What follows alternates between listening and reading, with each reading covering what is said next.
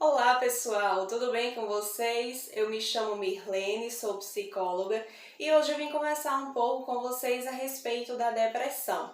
Caso você tenha algum familiar passando por esse momento, é muito importante que você se atualize a respeito do diagnóstico e caso você tenha sido diagnosticado com depressão, também é muito importante que você esclareça algumas dúvidas a respeito dela. A depressão, ela tem o nome científico de transtorno depressivo maior. Ela é um transtorno de humor, ou seja, ela impacta diretamente no prazer e na energia para fazer as coisas mais básicas do nosso cotidiano. E vale ressaltar que a depressão ela não tem apenas um fator que seja desencadeador desse quadro. Ela é uma associação de vários fatores. E é muito importante que você tenha em mente que em nenhum momento foi escolha sua estar nesse quadro, ou também do seu familiar que está passando por isso.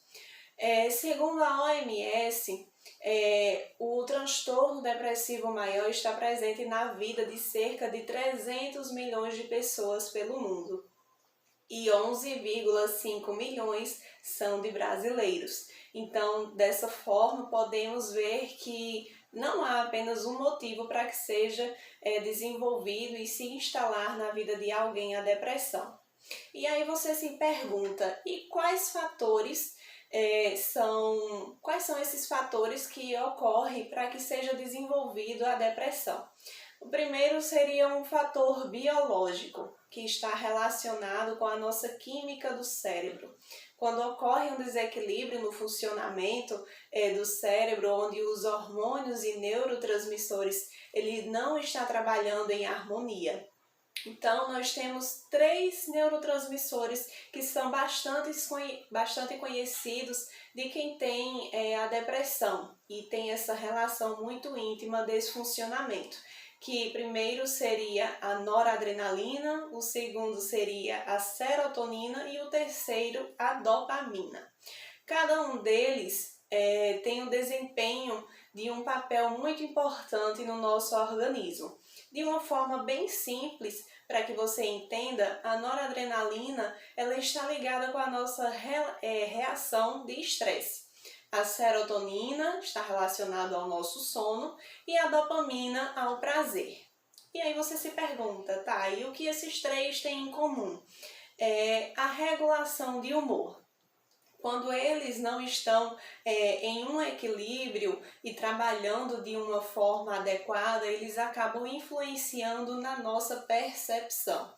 E também nós podemos destacar os fatores genéticos. Porém, vale alertar que o que não se herda é a depressão, a doença em si, e sim a vulnerabilidade para que ela se desenvolva. Pessoas que têm histórico familiar, a exemplo de um pai ou de uma mãe que apresentam a depressão, elas são mais propensas a desencadear devido a esse fator genético. E isso não ocorre apenas com a depressão, nós temos o exemplo da hipertensão e da diabetes também.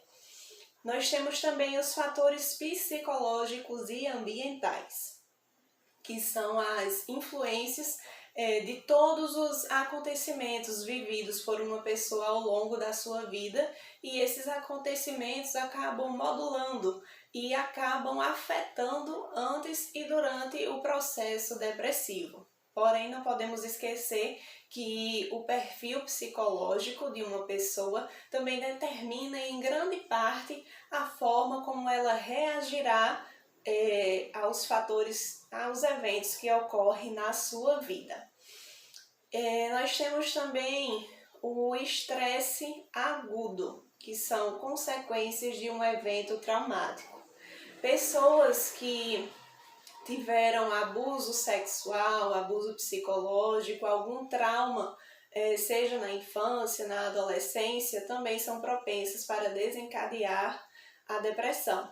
O estresse crônico, ele ocorre quando existe essa dificuldade mais intensa de realizar as atividades diárias, acabando tendo um esforço maior para desenvolver vários papéis. O que é bastante comum de acontecer quando uma mãe ganha um bebê, que acaba tendo que desenvolver vários papéis dentro da sua residência. Seria esse papel de mãe, de esposa, de cuidar da casa, então acaba ocasionando um estresse muito grande para ela e podendo ocasionar a depressão. E quais seriam os sintomas da depressão? Primeiro seria a apatia e a falta de vontade de realizar as coisas, exigindo um esforço maior para isso. Nós temos também como sintoma a mudança no sono e no apetite, podendo ser para mais ou para menos. Nós podemos observar que quem tem uma depressão mais severa, ela tem uma dificuldade muito grande em adormecer, podendo acordar de madrugada, e também com relação ao apetite. Podemos ver que muitas pessoas acabam perdendo muito peso ou, ao contrário, acabam tendo um ganho de peso elevado. A irritabilidade também está muito frequente nesse quadro de depressão, e o que é bastante notório é o isolamento social. Pessoas depressivas, elas geralmente costumam se trancar em seu quarto, evitar o contato com a família e com amigos. A desesperança, o desprazer, também temos a fadiga, um choro fácil, uma falta de memória, uma baixa produtividade. Também nós podemos perceber pensamentos bastante negativos, um sentimento de culpa muito grande, perda na libido e também os pensamentos suicidas.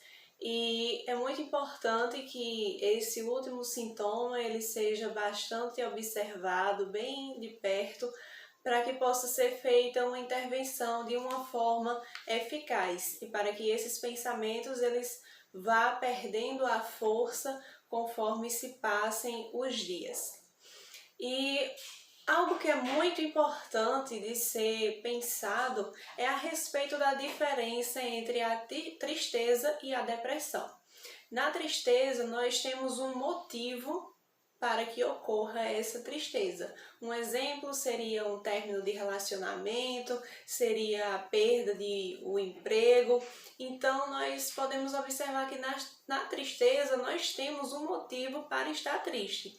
E quem costuma ter esses pensamentos de tristeza, eles pensam repetidamente sobre a razão dessa tristeza. Já na depressão, não precisa ter algo que cause a tristeza para que essa pessoa se sinta triste. Mesmo que haja algo extraordinário na vida dela, muito bom, ela ainda assim continua triste.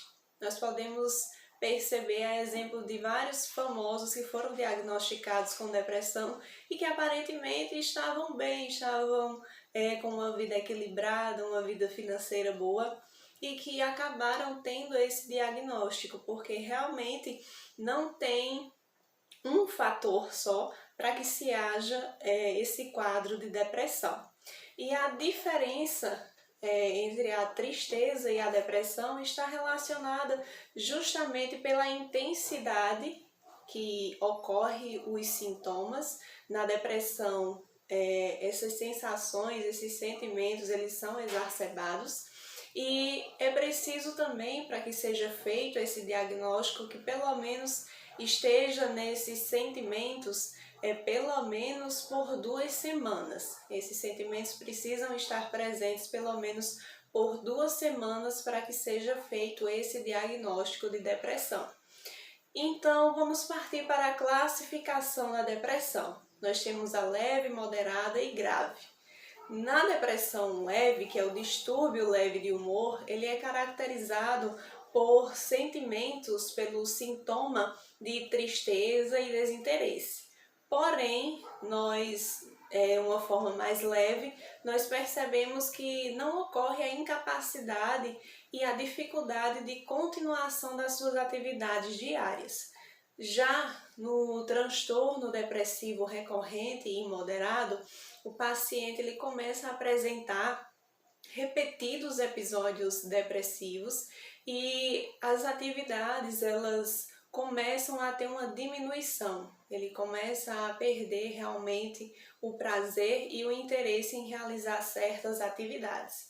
Na depressão severa, nesse estágio, as atividades elas começam a ter uma dificuldade maior em ser realizadas e o sujeito ele começa a querer ficar mais na cama, ele não quer sair mais para trabalhar, por exemplo, e se torna realmente algo muito difícil de fazer as suas atividades corriqueiras.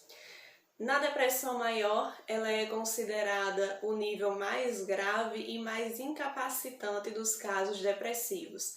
Nessa fase, o sujeito ele começa a perder realmente o interesse completamente pelas atividades diárias e até mesmo por sua própria vida.